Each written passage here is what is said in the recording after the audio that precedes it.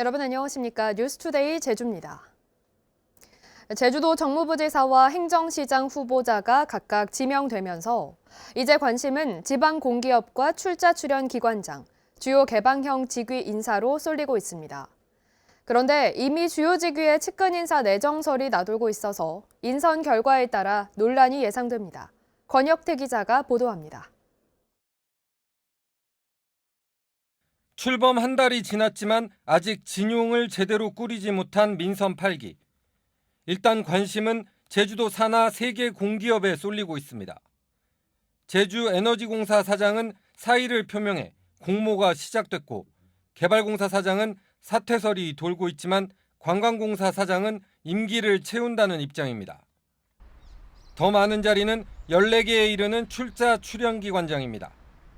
공석인 제주국제컨벤션센터 사장과 제주연구원, 전임 도정부터 잡음이 많았던 문화예술재단 등 8곳의 기관장을 새로 선임해야 합니다. 거기에 개방형 직위가 있습니다. 도의회와 행정실을 제외하면 모두 26개의 직위가 남아 있습니다. 이 가운데 서울본부장과 공보관, 메시지 팀장 등의 공모가 진행되고 있고, 오는 10월까지 임기가 끝나는 자리만 10개에 이르고 있습니다. 그러나 공모 시작 전부터 오영훈 도지사의 국회의원 시절 보좌진 등 측근들의 내정설이 나돌고 있습니다. 측근 인사를 완전히 배제할 수 없다면 그 진영 논리를 떠나서 적절하게 도민들이 공감을 얻을 수 있는 인사 검증 기준을 마련해서 그거에 따라서 적절하게 능력 있고 전문성을 갖춘 인사를 잘 골라서 적재적소에 배치할 수 있어야 된다고 생각합니다. 후속 인사에서도 첫 주요 인사였던 정무부지사와 행정시장 후보자 지명 과정에서 보여준 일방통행식 인사 논란이 이어질지 관심이 쏠리고 있습니다. MBC 뉴스 권혁태입니다. 지난해 제주에서 20대 여성이 모더나 백신을 접종한 뒤에 숨지는 일이 있었는데요. 제주도와 전문가들이 백신 접종과의 연관성이 높다는 의견을 제시했는데도 질병관리청이 뚜렷한 이유 없이 결론을 미뤄 논란이 일고 있습니다. 김항섭 기자가 보도합니다. 제주대 4학년이던 22살 이유빈 씨가 모더나 백신을 접종한 것은 지난해 7월 26일. 접종 나흘 뒤 쓰러져 수술을 받았고 접종 11일 만에 혈전으로 인한 뇌경색으로 숨졌습니다.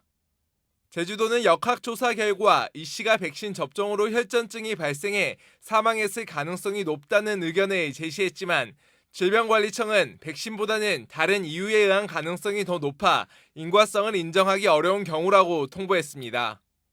결국 이 씨의 유족이 전문학회 4곳의 자문을 받은 결과를 바탕으로 지난 26일 예방접종 피해보상 전문위원회가 열렸지만 질병관리청은 정족수가 부족하다며 판단을 보류했습니다.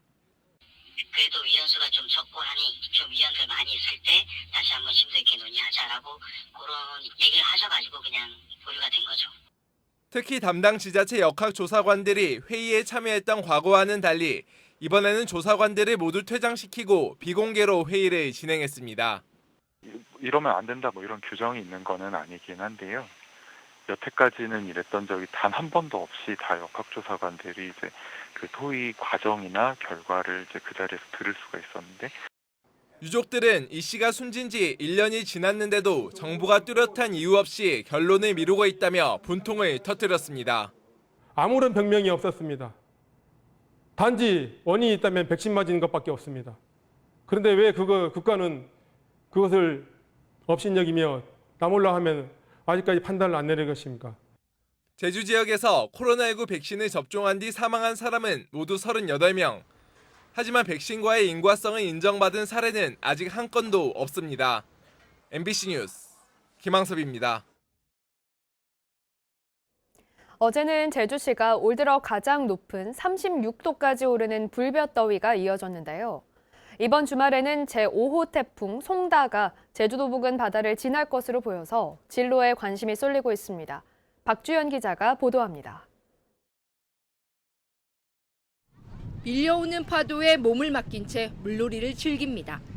뜨거운 뙤약볕 아래 더운 바람까지 불면서 바닷속에서 더위를 식히느라 여념이 없습니다. 해수욕장 입구 바닥 분수에서 뿜어져 나오는 시원한 물줄기에 물놀이 삼매경에 빠진 어린이들. 분수를 오가며 물을 튀기며 더위를 날려버립니다. 오늘 집에 있는데 너무 더워가지고 일단 바람이 좀 세져 나왔는데 이렇게 바다 와가지고 바닷바람도 세고 여기 또 마침 분수대가 있어가지고 이렇게 물놀이 하니까 아이들도 너무 신나하고 저도 너무 시원하고 좋은 것 같아요. 바닷가라서 바람이 많이 부는데도 더위가 쉽게 가시질 않습니다. 산지와 추자도를 제외한 제주 전역에 폭염특보가 내려진 가운데 기온이 30도를 웃돌며 불볕더위가 기승을 부렸습니다. 제주시의 낮 최고 기온은 올 들어 가장 높은 36도까지 올랐고 제주공항 36.2도, 외도 34.7, 한림이 34.2도까지 올랐습니다. 따뜻한 남동풍이 한라산을 넘으면서 북부와 서부의 기온이 오르는 회인 현상이 나타난 겁니다. 폭염이 계속되는 가운데 오늘부터는 제5호 태풍 송다가 북상할 것으로 보입니다. 태풍은 토요일 오후 3시 중국 상하이 동쪽 약 480km 부근 해상을 거쳐 토요일 밤에 제주와 가장 근접한 뒤 서해로 북상할 것으로 예측됐습니다.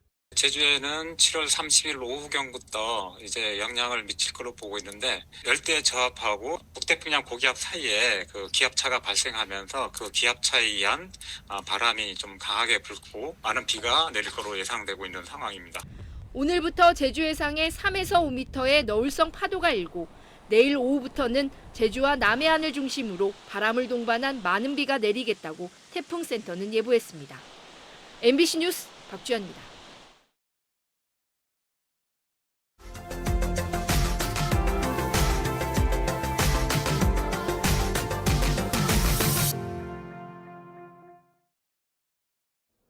지난달 화물연대 파업으로 수소 연료 공급에 차질이 빚어지면서 수소 전기차 운전자들이 큰 불편을 겪어야 했죠. 그런데 파업이 끝난 지 한 달이 지났지만 운전자들의 불편과 불만이 끊이질 않고 있습니다. 어떻게 된 일인지 춘천 MBC 이승현 기자가 취재했습니다. 한 달 전 춘천시 동래면의 한 수소 충전소. 평소 많아도 5대에 그치던 충전 대기줄은 이날 20대가 넘었습니다. 화물연대 파업으로 수소 공급이 줄면서 수소전기차 운전자들이 수소가 남아있는 충전소로 몰린 겁니다. 재고 바닥이라 그래가지고 막았더라고요. 그래서 왔다가 그리고 다시 같은 방향으로 이제 춘천 부산 방면 휴게소에 또 들렀는데 거기는 문을 닫았더라고요. 화물연대 파업이 끝난 지 한 달. 다시 해당 수소 충전소를 찾았습니다. 월요일 아침부터 충전 대기 차량만 10여 대가 길게 줄을 섰습니다. 화물연대 파업 때보다 상황은 나아졌지만 충전하려면 여전히 2시간은 기다려야 합니다. 직장인이 이거 한두 시간 기다려가지고 기름 둘 수가 있어요? 그건 말도 안 되는 얘기지. 내가 보기엔 춘천시에서라도 차를 많이 보급을 했으면은 그만한 후속 조치를 해줘야 돼. 수소 충전이 어렵다 보니 야간 근무를 마친 운전자도 대기 행렬에 동참할 수밖에 없는 실정입니다. 야간 근무를 했는데 쉬지 못하고 지금 충전을 지금 하려고 하고 있어요. 지금 70km 나왔어요. 충전 문의와 불만이 빗발치지만 물량을 제때 확보할 수 없는 충전소에서는 할 수 있는 일이 많지 않습니다. 지금 상황에선 제한 충전을 못하고 있고요. 일단 오시는 대로 선착순으로 완충 기준으로 충전해드리고 있습니다. 화물연대 파업이 끝났는데도 왜 이런 현상이 이어질까?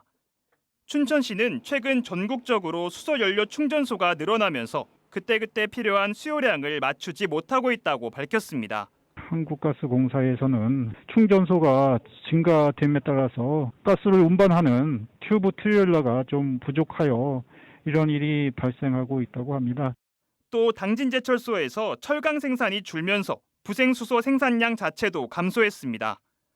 사정이 이렇다 보니 도내 수소차 2,400여 대 가운데 절반 가까이가 보급된 춘천 지역에서 충전 지연 문제가 두드러지는 겁니다. 춘천시는 강원도에 뒤늦게 수소전기차 대수를 줄이는 방안을 요청했지만 수소연료와 수소충전소 감당 능력을 고려하지 않고 수소전기차 보급 대수 늘리기에만 급급했다는 비판을 면키 힘들게 됐습니다. MBC 뉴스 이승현입니다.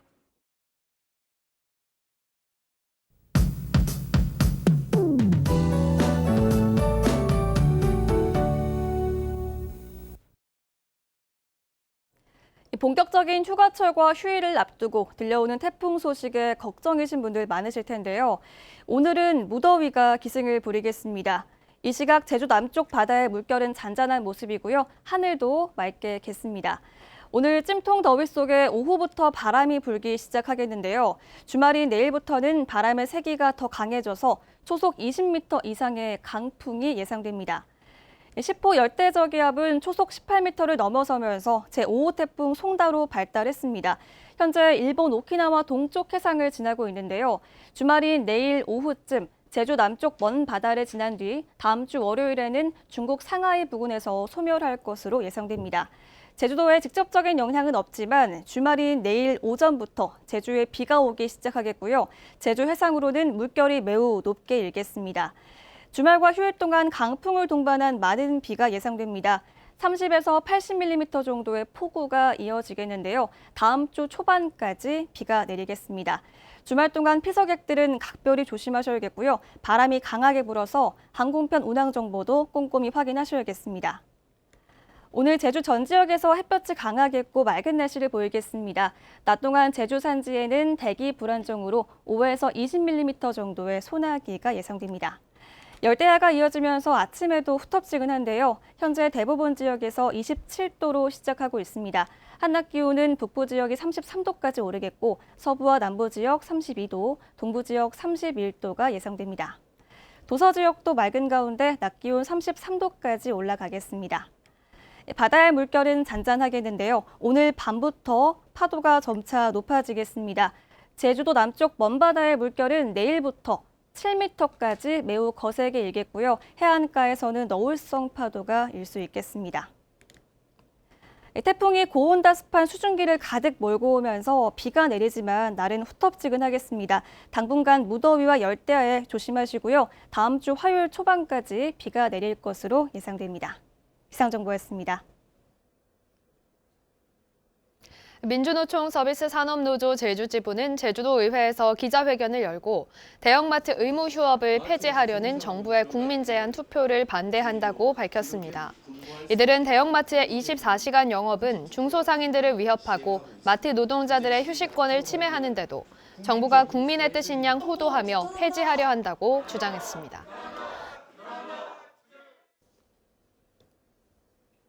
제주 지역 소비 심리가 급격히 위축되고 있습니다. 한국은행 제주본부에 따르면 7월 제주 소비자 심리지수는 87.7로 지난달보다 12.6포인트 하락해 2020년 9월에 80.8 이후 최저치를 기록했고 지난해 4월 이후 15개월 만에 기준치인 100 이하로 떨어졌습니다. 한국은행은 고물가와 코로나19 재확산 등으로 소비 심리가 둔화됐다고 밝혔습니다. 오석준 제주지방법원장이 대법관으로 임명 제청됐습니다. 오석준 법원장은 올해 60살의 경기도 파주 출신으로 서울대 법학과를 졸업했고 법원행정처 공보관과 서울고법 부장판사 등을 지낸 뒤 지난해 제주지방법원장으로 임명됐습니다. 오석준 원장은 국회 인사청문회를 거쳐 대통령이 최종 임명하게 됩니다.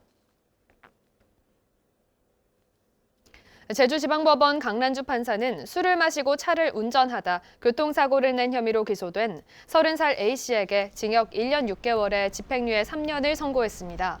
A씨는 지난해 10월 서귀포시의 한 도로에서 혈중 알코올 농도 0.18%의 만취 상태에서 운전하던 중 맞은편에서 오던 차량을 들이받아 차에 타고 있던 73세 B씨를 다치게 한 혐의로 재판에 넘겨졌습니다. 광역 폐기물 소각시설 입지 선정이 늦어질 걸로 보입니다. 제주도는 입지 공모에 신청한 서귀포시 안덕면 상천리와 중문동, 상해동 가운데 이달 안에 입지를 결정할 예정이었지만 9월 말 이후로 결정을 미루기로 했습니다. 제주도는 입지 선정 평가를 맡은 전문 용역 업체가 사업 부지가 넓어 주민 수용성을 판단하는 데 시간이 걸린다며 연장을 요청한 것으로 알려졌습니다. 제주 지역에서 인구 자연 감소 현상이 이어지고 있습니다. 통계청에 따르면 5월 제주 지역 출생아 수는 1,591명으로 지난해 같은 달보다 6.6% 줄었고 사망자 수는 2,182명으로 지난해 같은 달보다 25.9% 늘어 출생아보다 사망자가 많은 인구 자연 감소를 기록했습니다.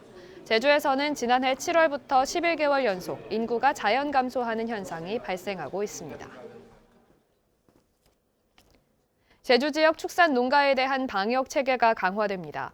제주도는 모든 양돈 농가에 대한 집중 점검을 실시해 방역실과 물품 방역시설, 폐기물 관리시설 등 8개의 방역시설이 제대로 갖추어졌는지 여부를 파악하기로 했습니다. 이와 함께 농가 현장 컨설팅을 실시해 강화된 방역 지침을 설명할 계획입니다.